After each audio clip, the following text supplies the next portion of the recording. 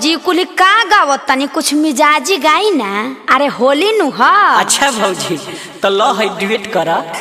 आओ है ने तोरा छतिया पपकड़ी के पेड़ हो।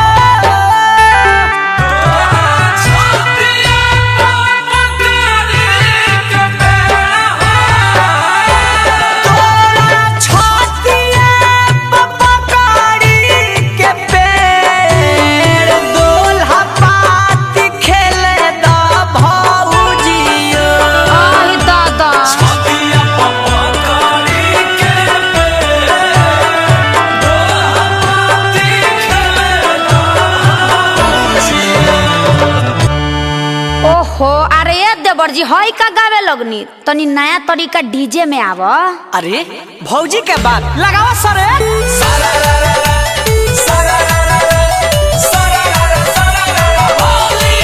तोरा छतिया पपकड़ी के पेड़ दोल्हा पाती खेले द भौजियो।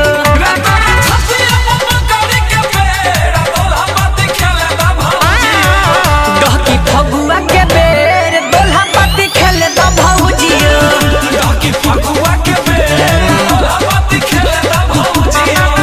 अब ही पानी लरा कोरिए होला बजनी जोर कमर जनी मोली होया देवर। अब ही पानी लरा कोरिए होला बजनी जोर कमर जनी मोली होया देवर। गल गाली में लगे कमर जनी मोली होया देवर। गल गाली में लगे कमर जनी मोली होया देवर। ए भौजी का हो? आओ तनी सवाल जवाब हो जाओ। हाँ हाँ आवा आवा। कवना महीना भौजी सरसो फुलाला।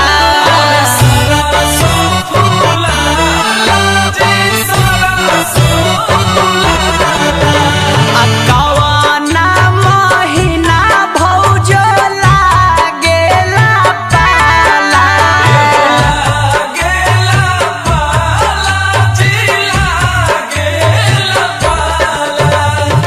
अरे का ये देवर जी तू ना सुधर बलो हमार सुना।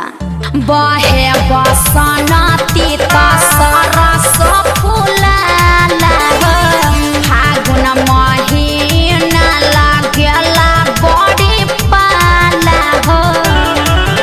अरे फर के लटक जला रे फेर जनी डली हया देवर।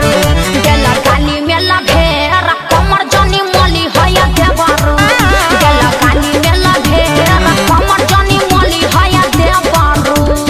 ए प्यार कल फिर से यादा कवना महीना होला लुचुई नेवाना।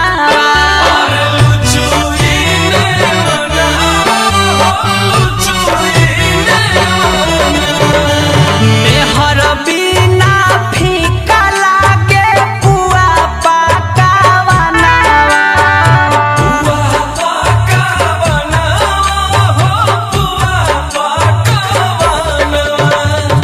अरे बाक साफा बुधुए रह गइल का सुना हमार। चढ़ते फागुनवा होला लुचई नेवानावा हो। होलिया में फीका लागे पुआ पकावनावा हो।